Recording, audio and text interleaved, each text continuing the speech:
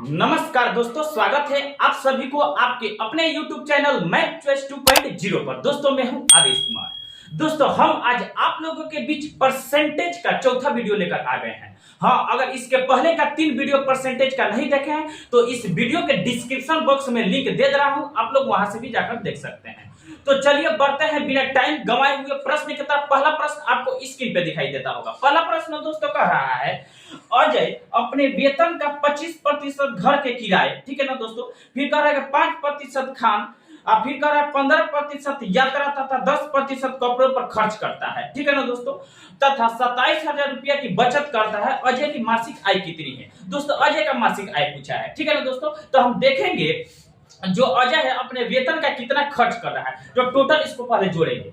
तो दोस्तों अजय है जो अपने वेतन का 25% घर के किराए पर खर्च कर रहा है, ठीक है ना दोस्तों, फिर प्लस सबको जोड़ देंगे तो हमें खर्च निकल जाएगा, ठीक है ना दोस्तों।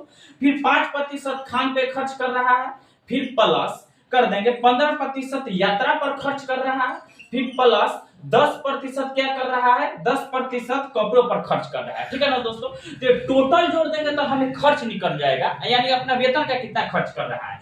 तो 25 आ 5 30 आ 30 आ 15 45 आ 45 आ 10 55 दोस्तों, यानी अपने वेतन का 55% क्या कर दे रहा है, खर्च कर दे रहा है अजय। अपने वेतन का 55% क्या कर दे रहा है, खर्च कर दे रहा है। तो बचत कितना करता होगा? तो 100 में से जब 55% खर्च कर दे रहा है 100% में से, तो 45% क्या करता होगा, वो बचत करता होगा, यानी 45% क्या कर रहा है, बचत कर रहा है, ठीक है ना दोस्तों। अब फिर कह रहा है कि रियल में 27,000 रुपया की बचत कर रहा है। रियल में कितना रुपया का बचत कर रहा है? तो 27,000 रुपया का बचत कर रहा है, ठीक है ना। ये दोनों बचत का डाटा हुआ, इसलिए इसको कर दिए आपस में बराबर, ठीक है ना। तो हमसे लास्ट में पूछा है कि अजय की मासिक आय कितनी है। तो अजय की जो मासिक आय होगी वो अपने आप में कितना प्रतिशत होगी, तो 100% होगी, ठीक है ना दोस्तों। तो अब इसको काट लेंगे, प्रतिशत से प्रतिशत कर दिया, अब क्या होगा 27,000 अब बटा ये 45, ये बटा में गिरेगा, ठीक है ना। 45 और गुणे 100 से क्या करेंगे, गुणा कर देंगे, ठीक है ना दोस्तों।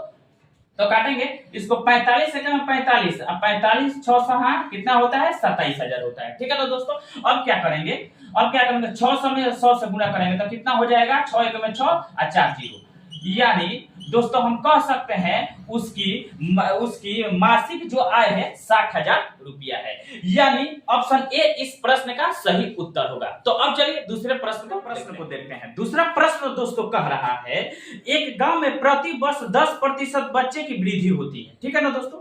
फिर यदि वर्ष 2003 में बच्चों की संख्या 2000 हो तो वर्ष 2006 में बच्चों की संख्या कितनी होगी, यानी 2003 में दोस्तों दे दिया रियल में 2000 हो तो 2006 में बच्चों की संख्या कितनी होगी, यानी 10% प्रति वर्ष बढ़ रहा है। तो दोस्तों हम पहले 10% का होल वैल्यू निकालेंगे। 10 आप प्रतिशत का मतलब बट्टा में 100 होता है, ठीक है ना दोस्तों। तो काट लेंगे इसको, 10 सेकंड में 10 10 दहिया 100, ठीक है ना, यानी 1/10 हुआ, 1/10 हुआ, ठीक है ना दोस्तों। यानी 10% प्रति वर्ष वृद्धि हो रही है, ठीक है ना। तो वृद्धि जब हो रही है तो हर में अंश को जोड़ देते हैं, तो 10 में 1 जोड़ेंगे तो कितना हो जाएगा, 11/10 होगा, ठीक है ना दोस्तों। ये होल वैल्यू हुआ। अगर कमी कहता तो हर में से अंश को क्या करते, घटा देते, ठीक है ना दोस्तों।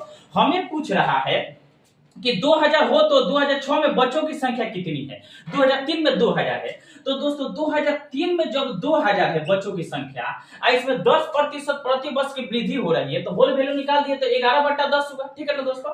हमें 2003 से 2006 यानी बाद का पूछा है, तो हम होल वैल्यू को सीधा गुणा करेंगे, ठीक है ना दोस्तों। अगर यही हमसे पहले का पूछता है, यानी 2003 से पहले का पूछता है, तो होल वैल्यू को पलट कर गुणा करते तो मालूम चल जाता, ठीक है ना। हमसे लेकिन 2006 का पूछा है, 2003 से 6 यानी बाद का पूछा है, तो होल वैल्यू का सीधा गुणा करेंगे, यानी 11/10, यानी कितना वर्ष बाद पूछ रहा है, 3 वर्ष, यानी 2003 से 2006 के बाद बीच में पूछ रहा है, तो 3 वर्ष बढ़ रहा है, तो 3 बार गुणा करेंगे होल वैल्यू को, 11/10 फिर 11/10, 3 बार हो गया। इसको काटेंगे, ये नीचे वाला 3 जीरो से ये ऊपर वाला 3 जीरो कट गया, अब गुणा कर लेंगे, ठीक है ना दोस्तों। तो 11 11 1 से 21 1 से 21 में 11 से गुणा करेंगे तो 13 से 31 होगा, 13 से 31 आ गुणे 2, तो गुणा कर देंगे तो 2 1 में 2, 3 दूना 6, 3 दूना 6 और 2 1 में 2, यानी 2662 होगा 2006 6 में बच्चों की संख्या। लेकिन इसमें ऑप्शन में दिया नहीं है, यानी ऑप्शन ई, इनमें से कोई नहीं होगा। ठीक है ना दोस्तों। तो अब चलिए तीसरे प्रश्न को देखते हैं। तीसरा प्रश्न दोस्तों कह रहा है, एक चुनाव में 2 उम्मीदवार हैं। ठीक है ना दोस्तों। एक उम्मीदवार को 71% मत मिलते हैं तथा वह 756 मतों से चुनाव जीत जाता है। ठीक है ना दोस्तों। फिर कुल मतों की संख्या कितनी है दोस्तों, को टोटल मतों की संख्या पूछ रहा है। तो दोस्तों जब चुनाव हुआ होगा तो अपने आप में 100% हुआ होगा। ठीक है ना दोस्तों। एक उसमें उम्मीदवार क्या कर रहा है, 71% मत लेकर आ रहा है। एक 71% मत लेकर आ रहा है, तो दूसरा कितना लेकर आया होगा, तो दूसरा 29% मत लेकर आया होगा। ठीक है ना दोस्तों। तो तब ना दोनों को जोड़ेंगे तो 100% होगा। ठीक है ना दोस्तों। जब पहला 71% लेकर आया है तो दूसरा कितना ले आया होगा, तो 29% लाया होगा। तो कह रहा है 71% मत मिलते हैं तब 756 मतों से चुनाव जीत जाता है। तो हम देखेंगे प्रतिशत में कितने से जीत रहा है। तो 71 और 29 में कितना का अंतर है, तो 42% का अंतर है। तो हम कह सकते हैं प्रतिशत में 42% से जीत रहा है, जबकि रियल में जीत रहा है 756 मतों से। ये दोनों जीतने का डाटा हुआ, इसलिए इसको कर दिए आपस में बराबर। हमसे लास्ट में पूछा है कि कुल मतों की संख्या कितनी है, तो कुल मतों की संख्या जो होगी वो अपने आप में 100% होगी। तो 100% का मान निकालेंगे तो 756 भागा 42 इधर आएगा तो बटा में गिरेगा, ये प्रतिशत से प्रतिशत कट जाएगा, गुणे ये 100, क्या करेंगे 100 से गुणा कर देंगे।